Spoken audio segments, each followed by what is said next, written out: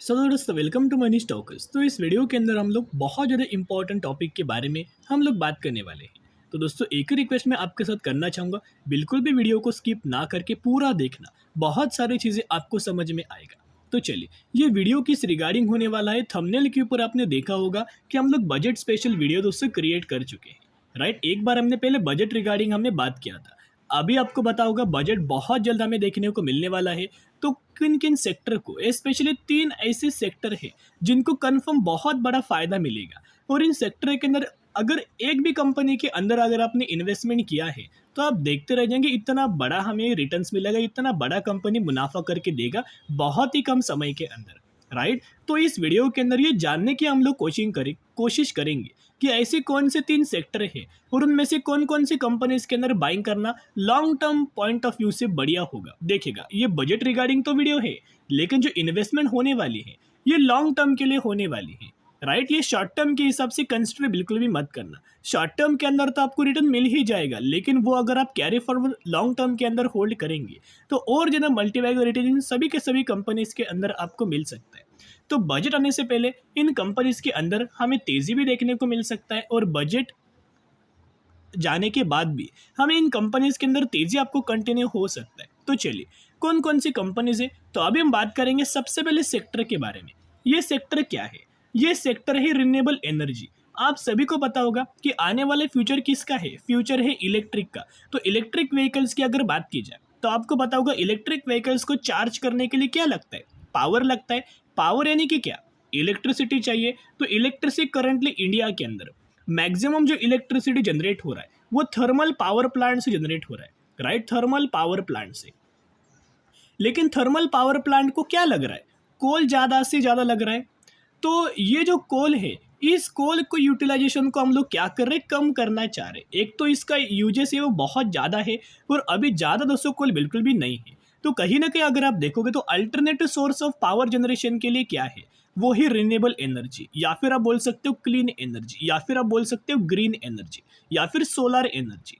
तो ये जो कंपनीज के बारे में हम लोग डिस्कस करेंगे, ये रिन्यूएबल एनर्जीज के ही अंदर दोस्तों काम कर रहे हैं। एंड तीनों की तीनों कंपनी फंडामेंटली बहुत ज़्यादा स्ट्रॉन्ग है। तो सबसे पहले कंपनी का नाम आप देख सकते हो, केपीआई ग्रीन एनर्जी। 1780 रुपये के आसपास हमें क्लोज हुआ, लेकिन मैक्सिमम का परफॉर्मेंस देखिएगा, 911% तक का रिटर्न दिया। और कितने सालों में? 2022 में कंपनी मार्केट के अंदर आया था। एंड जब से कंपनी मार्केट के अंदर आया है, आप देखोगे लगातार तेजी आया। एंड सिर्फ कंपनी के द्वारा 2 सालों में, विद इन 2 ईयर्स, आपको ये कंपनी के द्वारा 900% तक का दोस्तों रिटर्न मिला। यानी कि आपका जो पैसा है वो 9 गुना कंपनी ने सिर्फ 2 सालों में जनरेट करके दिया। यानी कि आप समझ सकते हो, अगर आप लॉन्ग टर्म के अंदर होल्ड करेंगे तो कितना ज़्यादा आपको बेनिफिट मिलेगा। देखिएगा, बेसिकली कंपनी क्या करता है ना, KPI green energy, they develop, build and own, manage and maintain renewable power facilities, जैसे कि solar and wind solar hybrid power project, as an independent power producer and as a service provider to captive power producer under अ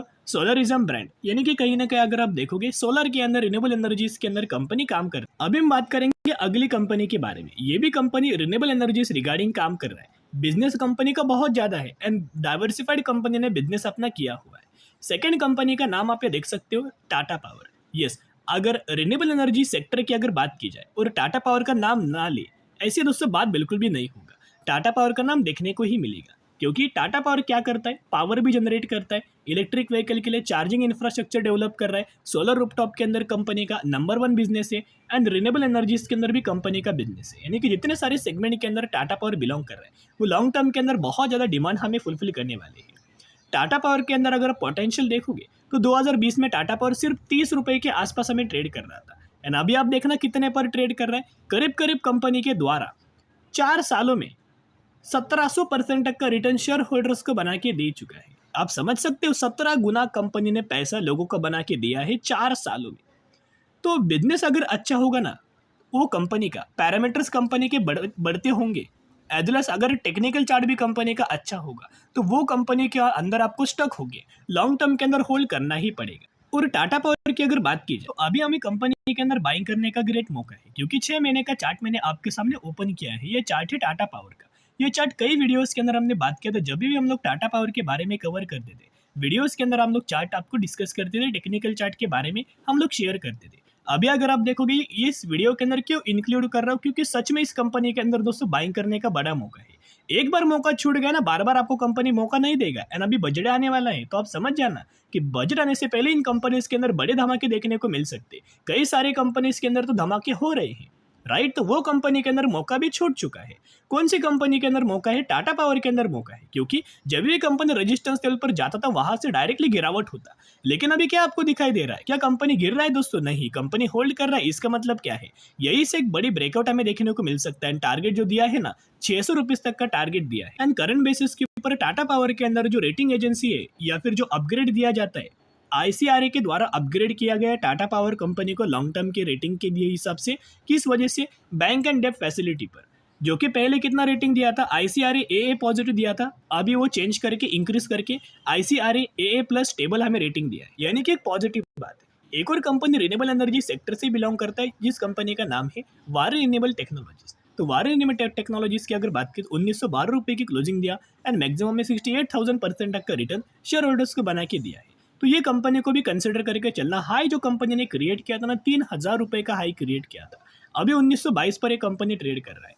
तो renewable energy sector को तो हमने cover किया, ये पहला sector था। सेकंड सेक्टर की अगर बात की जाए तो ये सेक्टर को इंक्लूड करना ही पड़ेगा, राइट, जो कि डिफेंस सेक्टर। डिफेंस सेक्टर की अगर बात की जाए तो आपने देखा है कई सारी कंपनीज के अंदर हमें तेजी आया है। एंड छोटे से छोटी कंपनी से लेके बड़ी से बड़ी कंपनी के अंदर अगर आप देखोगे लगातार तेजी आ रहा है। वो पेनी स्टॉक को कंसिडर करना तो अपर सर्किट लग रहा है। अगर आप बड़े स्टॉक्स के अंदर देखोगे 4 से 5% तक की तेजी हर एक दिन आपको मिनिमम देखने को मिल जाती है। तो डिफेंस सेक्टर के अंदर भी बहुत बड़ा इन्वेस्टमेंट होने वाला है, गवर्नमेंट के द्वारा बहुत बड़ा बजट अनाउंसमेंट होगा। इसी वजह से सारी के सारी कंपनीज लगातार भाग रही है। अभी इसके अंदर 2 कंपनीज को हमने इंक्लूड किया है, लेकिन एट ऑल टाइम हाई के ही ऊपर हर एक दिन कंपनी लगातार हाई के ऊपर हाई हमें रजिस्टर कर रहा है। पहली कंपनी का नाम आप यहाँ देख सकते हो, Mazagon dock ship builders limited. ये कंपनी को बहुत बार हमने आपके साथ शेयर किया था, पहले भी प्रीवियस वीडियोस के अंदर भी अगर आप देखोगे बहुत पुराने वीडियोस, 6 महीने से भी पुराने वीडियोस था, उसके बारे में हमने आपके साथ शेयर किया था। अभी आप देख पा रहे होंगे डिमांड कितना ज़्यादा है, या फिर ऑर्डर्स कंपनियों को कितने बड़े बड़े मिल रहे हैं। फ्यूचर के अंदर क्या होने वाला है? डिमांड बढ़ने वाला है। तो क्या हो रहा है? इसका रिएक्शन कंपनी के अंदर नजर आ रहा है। अगर आप देखोगे तो लगातार तेजी आ रहा है। मैक्सिमम में 3260% तक का रिटर्न शेयर होल्डर्स को बना के दे चुका। माझगांव डॉक शिप बिल्डर्स की अगर बात की जाए तो बेसिकली कंपनी का बिजनेस क्या है, कंपनी का प्लेटफॉर्म क्या है?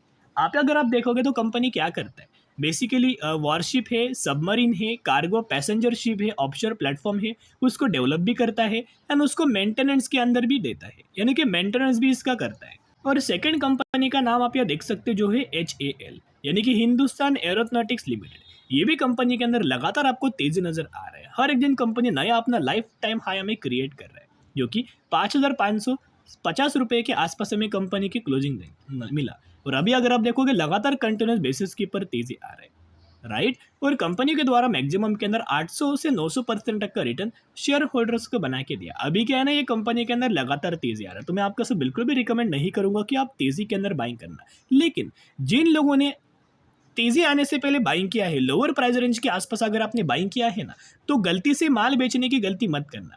स्टॉक को बिल्कुल भी सेल करने की गलती मत करना, क्योंकि आपने अगर बॉटम के ऊपर बाइंग किया है 4,000 रुपये पर, 3,000 रुपये पर, 5,000 रुपये पर या फिर 4,500 रुपये पर, तो बिल्कुल भी गलती मत करना बेचने की। लॉन्ग टर्म के अंदर जरूर कंपनी को होल्ड करना, इसका रिएक्शन आपको लॉन्ग टर्म के अंदर देखने को मिल जाए। अभी हम लोग बात करने वाले हैं अगले सेक्टर के बारे में। उस सेक्टर का नाम अगर आप देखोगे तो वो है रेलवे।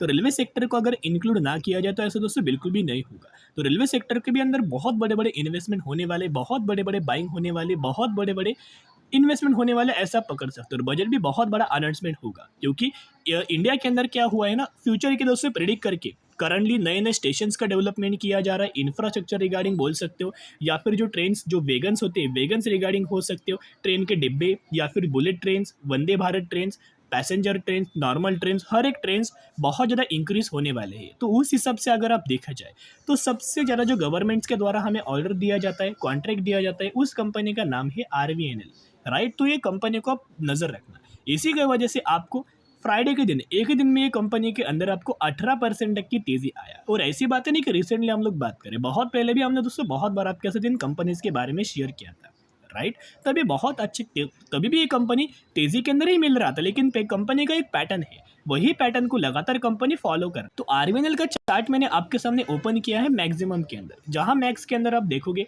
तो 2400% तक का रिटर्न बना के दिया। पहले कंपनी कंसोलिडेट करता है, फिर तेजी आता है, फिर कंसोलिडेशन, फिर तेजी, फिर कंसोलिडेशन, फिर तेजी, फिर कंसोलिडेशन, फिर तेजी। अभी बिल्कुल भी कंपनी का कंसोलिडेशन नहीं मिल रहा है। एक बार पैटर्न रिपीट हुआ, second bar, third bar and fourth bar, 4 bar company ने पैटर्न दोस्तों लगातार रिपीट किया है। अगर आपने हर एक डिप्स के अंदर भी खरीदारी करने की कोशिश किया होगा तो बढ़िया तरीके से रिटर्न आरवीएनएल के अंदर आपको देखने को मिल रहा होगा। अभी हम बात करेंगे अगली कंपनी के बारे में। अगर कोई भी कंपनी को बड़ा कॉन्ट्रैक्ट मिलता है, बड़ा ऑर्डर मिलता है, उसको फुलफिल करने के लिए अगर वो कंपनी के पास फाइनेंस नहीं है या फिर फंड्स नहीं है, तो वो कंपनी किसको अप्रोच करता है? वो कंपनी अप्रोच करता है आईआरएफसी को, यानी कि इंडियन रेलवे फाइनेंस कंपनी को। तो आईआरएफसी की अगर बात की जाए तो आईआरएफसी को भी बहुत अच्छे खासा बेनिफिट मिल सकते हैं लॉन्ग टर्म के अंदर, long term point of view के लिए, क्योंकि मैक्सिमम के अंदर ये कंपनी ने 660% तक का रिटर्न शेयर होल्डर्स को बना के दिया है। लगातार कंपनी के अंदर तेजी आ रहा है। एंड आज के दिन वीडियोस के अंदर जैसे हमने आपके साथ आईआरएफसी कंपनी के बारे में शेयर किया था, जो म्यूचुअल फंड्स के द्वारा बहुत बड़ा बाइंग हमें किया गया था। अगर आप कैंडल्स की बाइंग देखोगे तो पहले म्यूचुअल फंड्स इतनी छोटी सी बाइंग कर रहे थे, लेकिन अभी इतना ज़्यादा दोस्तों डिफरेंस के अंदर हमें बाइंग किया गया है। और नेक्स्ट कंपनी को हम लोग कवर करना चाहेंगे, उस कंपनी का नाम है जुपिटर वेगन्स। जैसे कि हमने बात किया कि आने वाले फ्यूचर में वेगन्स भी बहुत ज़्यादा बढ़ने वाले हैं, उस हिसाब से वेगन स्पेशल बनाने वाली कंपनी कौन सी है? उसका नाम है Jupiter vegans. Jupiter vegans currently 730 रुपये पर ट्रेड कर रहा है और मैक्सिमम के अंदर देखोगे तो 1300% तक का रिटर्न शेयर होल्डर्स को बना के दिया। ये भी कंपनी 2021-2022 में ही मार्केट के अंदर आया था। 1.5-2 सालों में कंपनी ने 1200 से लेकर 1300% तक का रिटर्न दिया। यानी कि आप समझ सकते हो कि कंपनी को कितने ज़्यादा ऑर्डर मिल रहा है, कितना ज़्यादा पोटेंशियल है एंड लॉन्ग टर्म के अंदर कितना ज़्यादा आपको रिटर्न मिल सकता है। अभी लगातार तेजी के अंदर मिल रहा है। जब भी कंपनी डिप्स के अंदर मिले, बाउंड स्ट्रेटेजी जरूर अप्लाई करना, क्योंकि अभी लगातार हमें कंपनीज के अंदर तेजी आपको देखने को मिल सकता है। जैसे जैसे बजट हमें नजदीक आएगा वैसे वैसे तेजी हमें देखने को मिलेगा।